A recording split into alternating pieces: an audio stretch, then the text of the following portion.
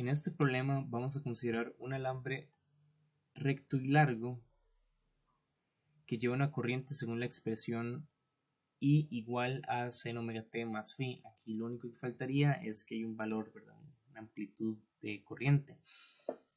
En lugar de I max, ¿verdad? Vamos a decirle I sub m, ¿verdad? Donde I sub m es el valor máximo de la corriente, ¿verdad? Que puedo obtener en esa variación trigonométrica. Vemos que como seno va entre 1 y menos 1, entonces, ¿verdad? La magnitud máxima de corriente que puede existir es I sub m. ¿Verdad? Este alambre recto y largo yace en un plano al igual que una bobina rectangular con n vueltas de alambre según se observa en la figura. Entonces por aquí pasa un cable recto y largo con cierto valor de corriente y a su lado, ¿verdad? Una distancia h, empieza una espira rectangular con un valor de área W por L, ¿verdad? Entonces me dan los valores de las cantidades, vamos a apuntarlos. El valor máximo de la corriente, el I sub m es 50.0 amperes, omega es 200 pi radianes por segundo,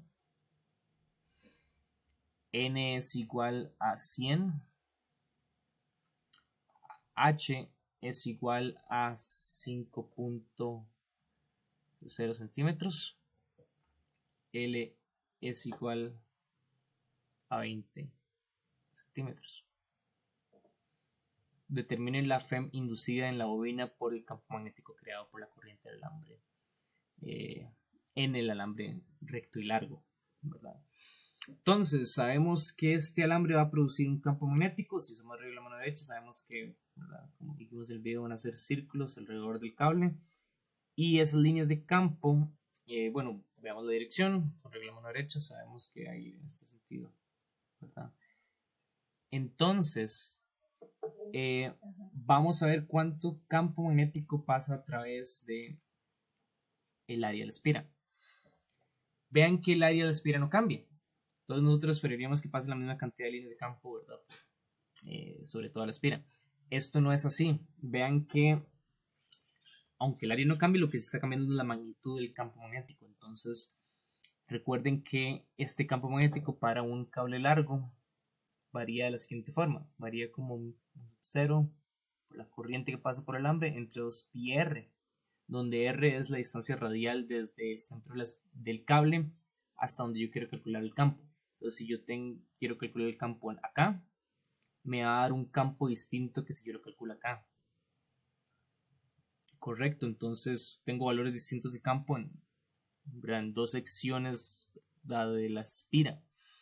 Eso significa que para que mis resultados sean correctos voy a tener que escoger un campo muy pequeño, ¿verdad? Voy a decir que voy a fijarme un punto, ¿verdad? Quiero calcular el campo en este punto R, con esa línea R, ¿verdad?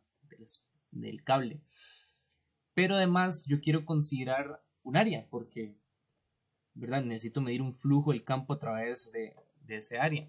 Entonces lo que yo voy a hacer es considerar un área infinitesimal, o sea, una franja infinitesimal, ¿verdad? Que sea tan delgada que pueda considerar que esa franja, voy a poner esto para hacer la línea un poco más recta, que pueda considerar, ¿verdad? Que esta franja, el ancho de esa franja es tan pequeño, ¿verdad? Que puedo decir que es un diferencial de R.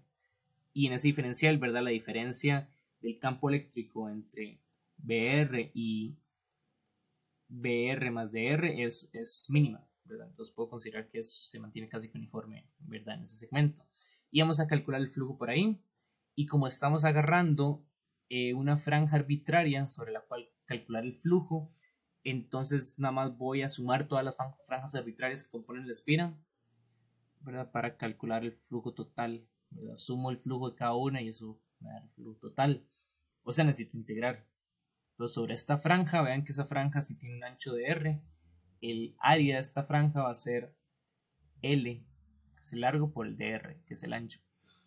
Entonces, ¿cuál es el flujo infinitesimal que pasa por ahí? Bueno, el flujo infinitesimal por la franja del campo magnético que hace la corriente va a ser igual a, ¿verdad? Por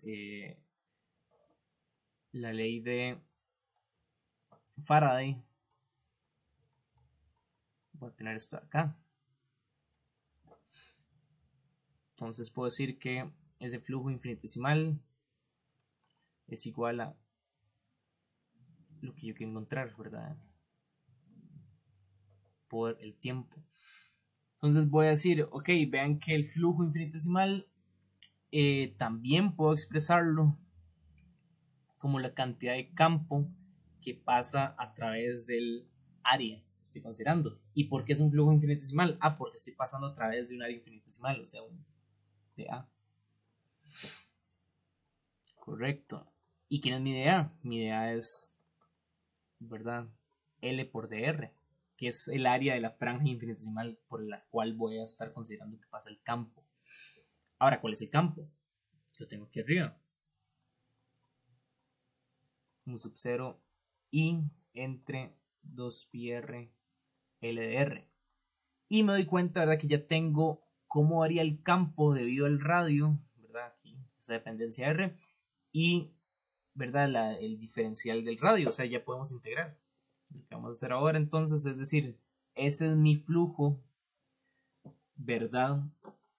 A través de esa franja infinitesimal a una posición R, ¿verdad? Arbitraria. Entonces lo que yo necesito es sumar todas las franjas, ¿verdad? El flujo por todas las franjas a todas las posibles posiciones R arbitrarias que están dentro de esa espira. Y esa suma, y pues es una integral.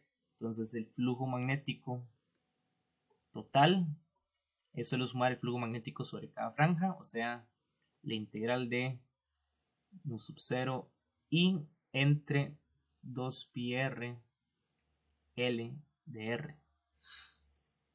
Y ahora sí, ¿de dónde va la integral? Quiero cubrir toda la espira, o sea, voy desde, si pongo mi eje acá, ¿verdad? Estoy midiendo mi distancia radial desde acá, entonces va desde aquí h, ¿verdad?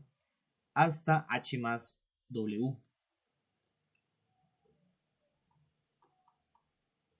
Ahora, si quieren puedo especificar esas posiciones para que lo vean un poco mejor. Voy desde acá hasta acá, ¿verdad? Medido desde mi coordenada radial que parte desde el centro de la espira del cable, ¿verdad? Mis distancias están dadas por esas dos flechas, o sea, desde una flecha que mide h hasta la otra que es h más w. Entonces ya teniendo todo esto, solo que integrar. ¿Qué me depende? Vean que la corriente tiene una dependencia, pero esa dependencia es con el tiempo, no tiene nada que ver con el radio, entonces puedo sacarle la integral. Entonces todo lo que me queda en la integral afuera es un sub 0 i entre 2pi. Y adentro me queda integrando desde h hasta h más w. Me queda el... Ah, bueno, el L también sale de la integral. De R entre R. Que eso es un logaritmo natural. Que entonces mu sub 0 i entre 2pi L, ¿verdad? Por logaritmo natural h más w entre h. Listo, ¿verdad? Ahora, vean que ese es el flujo, pero yo necesito el flujo, yo necesito el cambio del flujo, ¿verdad? La densidad de flujo por el tiempo, ¿verdad? O sea, necesito derivar esto respecto al tiempo. ¿Y dónde está la dependencia del tiempo ahí metida? Bueno, la corriente, ¿verdad? Todo esto solo depende de las dimensiones del objeto, pero la corriente sí tiene una dependencia con el tiempo ahí metida, como vemos. Entonces expresamos esto como I sub m seno de omega t más phi, como se dio arriba.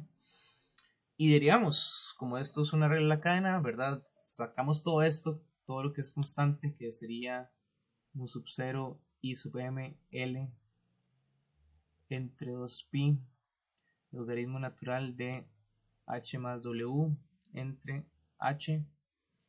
Esto por ¿verdad? La derivada del seno, que me haría un coseno. Omega t más phi por omega, ¿verdad? Que sale de la regla de la cadena. Entonces quería un omega por acá. Eso va con signo menos, ¿verdad? Para que entonces me quede que la FEM inducida sobre la espira, ¿verdad? Es igual a, puedo meter ese menos dentro del logaritmo para que no me quede nada extraño. Bueno, no me quede en la expresión negativa, condensarlo un poco más. Queda mu sub 0 y m, l, omega, todo eso entre 2pi por logaritmo natural de h entre h más w por coseno de omega t más phi. Listo. Y esta sería la expresión. Solo nos faltaría introducir los datos que tenemos aquí arriba.